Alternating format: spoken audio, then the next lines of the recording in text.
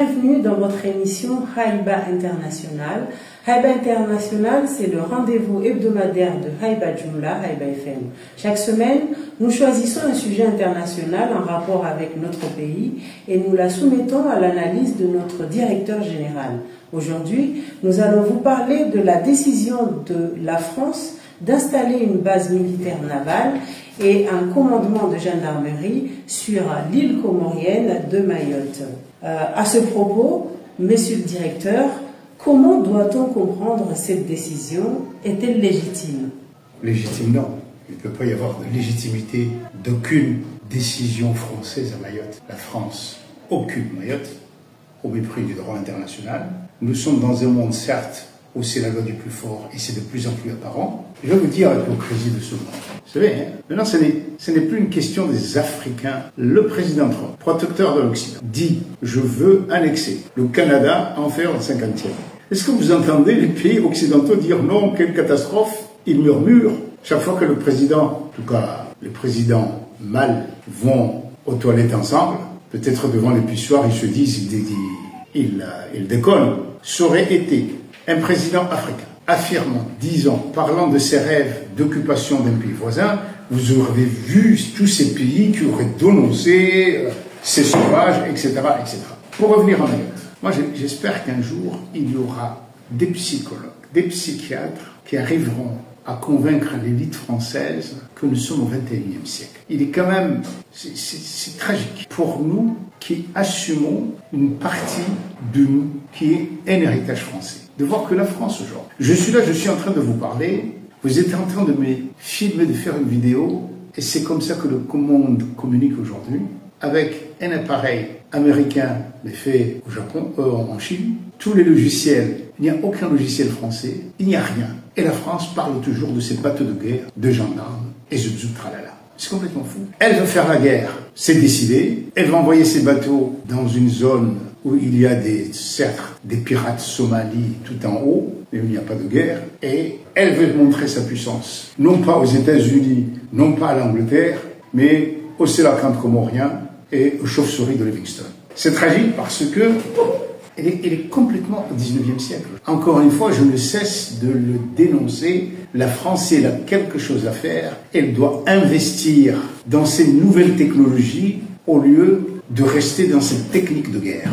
Mais d'accord, très bien. Elle va dans 20, 30 ans, 40 ans, parce qu'elle n'arrive jamais à assimiler. Or, c'est sa religion, l'assimilation. C'est-à-dire nier les cultures des autres. Aujourd'hui, elle se trouve avec quelques opportunistes de grands-pères, grands comoriens, enjoignés, etc., qui, grâce aux indemnités françaises, se disent pas comoriens, Mayotte non comorienne, mais elle va se créer encore un grand problème. La France a toujours des problèmes, même dans les pays où il y a 4 siècles, où il est là depuis 4-5 siècles, la Martinique, la Guadeloupe et tout ça, qui n'ont même pas où il les a pris, comme des esclaves, à tuer ceux qui étaient là, génocide des Indiens, on fait venir des esclaves d'Afrique, on leur impose une religion, la religion chrétienne, on prend les petits paysans de Bretagne, de Corse, on les met là, qui deviennent des grands messieurs européens, les oreilles, et il n'y a jamais eu de paix.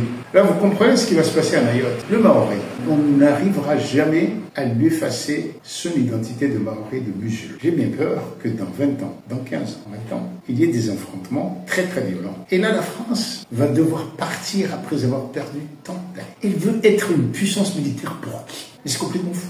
Mais pour revenir à ce que vous avez dit au tout début de l'hégémonie occidentale, du droit international, de la légitimité, est-ce qu'en ce moment, ce que vous avez introduit par un peu ce qui est en train de faire Trump, le président américain, dans son désir de coloniser ou recoloniser des terres, est-ce qu'on n'est pas revenu au 19e siècle, mais justement, on est au 19e siècle, quand l'Occident était parti à la conquête du reste du monde? Mais on est au 19e et même au 17e siècle. C'est complètement fou. D'abord, le droit international, on voit qu'il n'a jamais existé. Il y a eu toujours le droit du plus fort. Vous savez, hein, du temps de l'apartheid en Afrique du Sud. Mais les Blancs, ils vivaient démocratiquement entre eux. Sauf qu'en dessous, il n'y avait aucun droit. Aux États-Unis, on a trucidé. C'est le plus grand génocide du monde. On n'en parle jamais.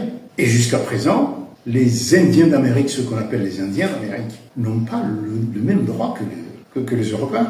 Et donc, vous savez, On réécrit l'histoire. Mais on ne pas réécrit, on crée leur histoire. Le droit international, il y a des élites des pays dominés, colonisés, qui jouent à ceci ou à cela en parlant de droit universel. Ça n'a jamais été universel. Donc je vous dis maintenant, regardez Trump. Il dit, le Canada, ça n'existe pas, ça doit être un État américain. Qu'est-ce que vous avez comme protestation de la part de ces grands pays occidentaux? Mais ils sont là à parler de Taïwan. Pour la Chine. Pour la Chine. La Chine, qui a toujours respecté, on lui avait pris à la Chine Hong Kong, mais il laisse Hong Kong, même quand il les a récupérés. Macao, la France, comme les autres pays occidentaux, sont toujours en train d'accuser les autres de ce que eux ont toujours fait et font. Les guerres, les pires des guerres, c'est en Europe, comme ça le fait maintenant. D'après vous, quelles sont les intentions réelles de la France de venir installer une base militaire sur la petite île de Mayotte, en plein milieu de l'océan Indien, avec tout ce qui est en train de se passer au niveau géopolitique mondial ou au niveau Mais à la fois, régional? La France, ces pays-là refusent de voir les changements qu'il y a dans le monde. L'Europe, l'Occident refusent toujours de voir, de constater que les autres pays, les autres peuples ont de l'intelligence. Aujourd'hui, il est clair que la partie la plus dynamique du monde, où le monde de demain est en train, et là, c'est l'Asie. Et ça, c'est une crise, une tragédie très importante. Mais on aurait cru que les Européens comprennent ça, parce qu'eux, en 5 siècles, ils ont eu... Mais ça change. Et la France, c'est, je le dis souvent, puisque les autres n'osent pas le dire, ils sont dans l'africanisme. C'est un grand pays qui a toujours voulu se voir en tant que grande puissance, ce qu'elle n'a jamais été. Elle s'est isolée même des autres pays européens. La France, c'est ce pays qui dit nos ancêtres les Gaulois, tout simplement pour ne jamais reconnaître l'héritage romain de l'Italie. On nous enseignait, nous, ma génération, à l'école primaire, il y avait ces images de Gaulois dans des arbres qui étaient là. C'était pour... Au commencement, il y a eu la Gaule, c'est ça? C'est ça, la Gaule, c'est ça. Pour ne pas reconnaître, on parle de Jules César, un peu comme ça. Et il a toujours été isolé, venu en Afrique, toujours, quand on parle, même, c'est ça le drame. Un Africain, nous, quand quelque chose se passe en Afrique francophone, c'est l'Afrique. Alors on ignore l'Afrique du Sud, le Nigeria, le Kenya, tous ces pays importants, parce que la France nous a toujours appris qu'il n'y avait que Paris et la francophonie. Les grands pays, on n'a jamais entendu parler des Anglais, des Britanniques, d'anglophonie, ni quoi que ce soit, parce qu'effectivement, ils étaient très grands. La France a toujours voulu faire cette concurrence. Alors aujourd'hui, au XXIe siècle, où les guerres, c'est des drones, il va venir avec des bateaux de guerre. Bon, il va employer. C'est aussi l'image de cette France isolée, ces débats internes entre la droite et le centre. Qu'est-ce qui va gagner les élections?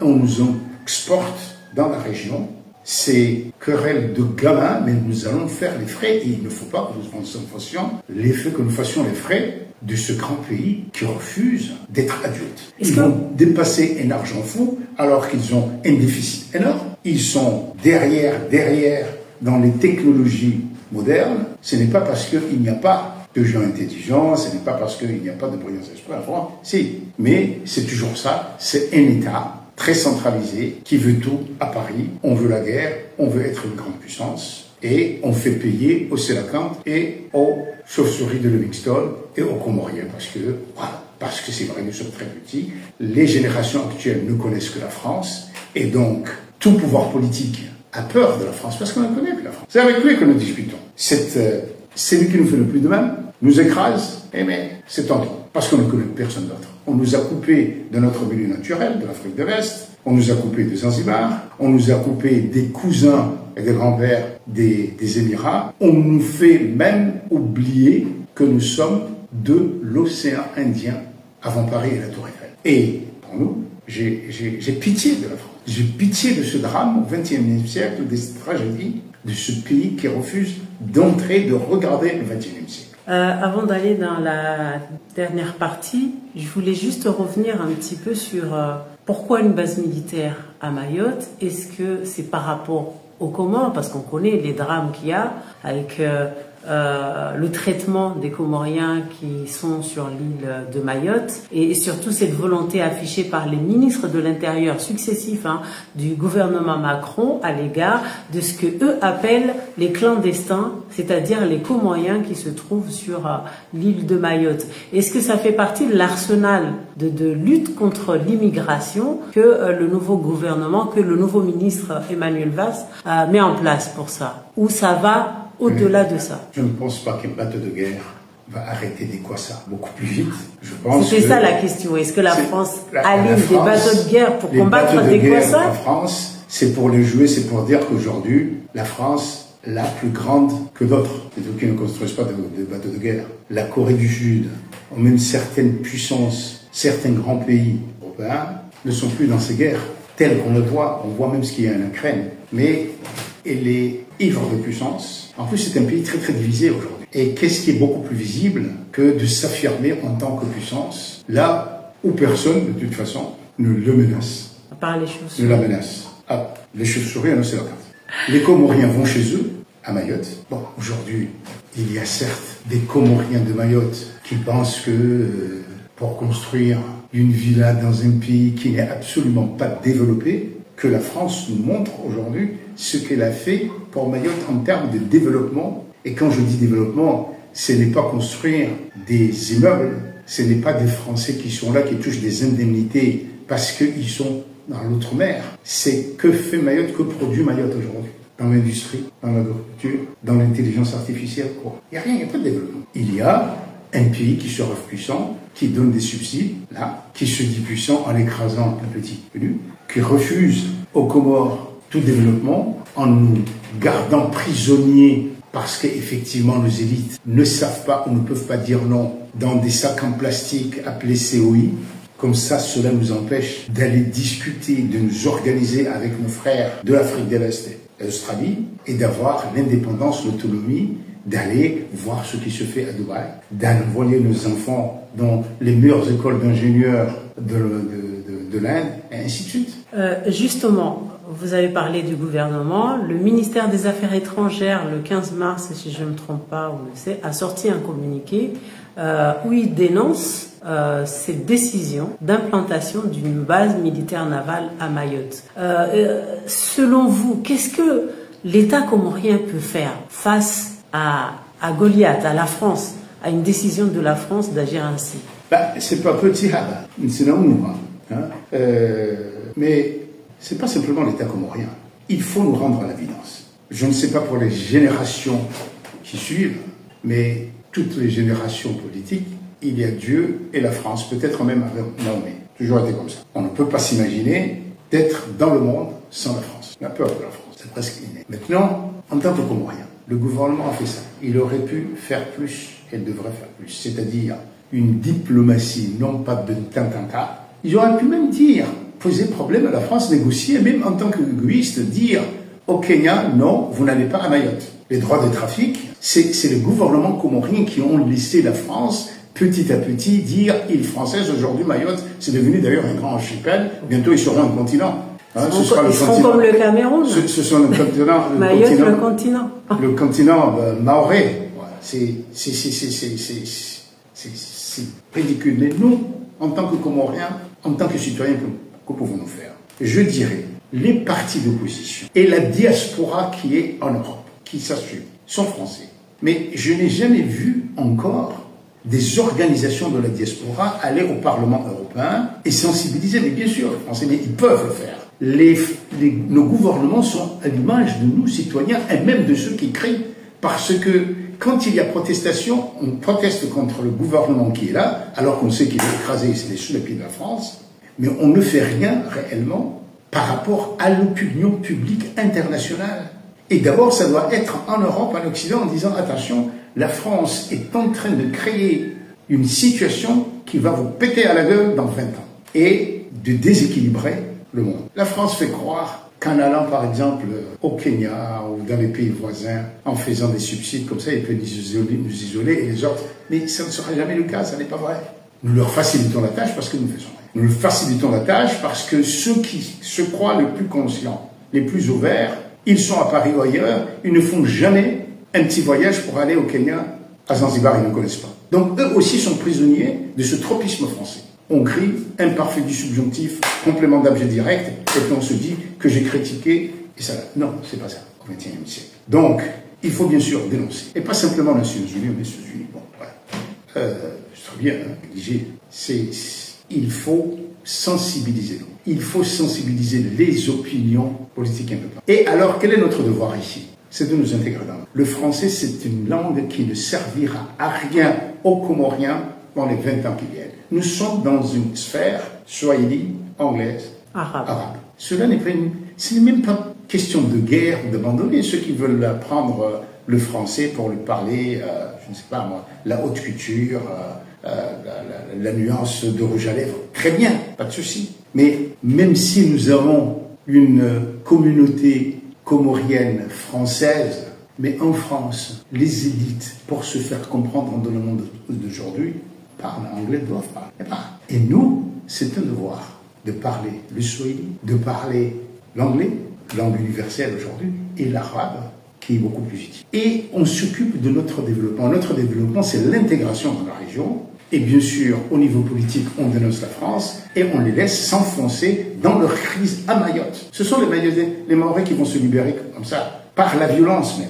Parce que c'est une situation, comme on le voit partout des fois, les poussées de violence à la Martinique, en Guyane et partout, parce que la France ne cherche que l'assimilation, c'est la négation de ta personne. Mais nous préparer à retrouver les Mahorais, c'est par l'éducation, le travail, l'intégration dans le monde. Et dire à la diaspora, n'amlore les mabuisi, moi de Bruxelles, moi d'Angleterre, moi des Américains, mes amis. Et les tracts, les déclarations, ils ont dit ça, on est super calihon, n'ani de m'la orongo, n'amla omangalu le mego, m'la otari. Merci, monsieur le directeur. C'est ainsi que s'achève notre rendez-vous de cette semaine sur la question de Mayotte et surtout sur la question de l'implantation d'une base navale française sur l'île comorienne de Mayotte. On se retrouve la semaine prochaine. À très bientôt.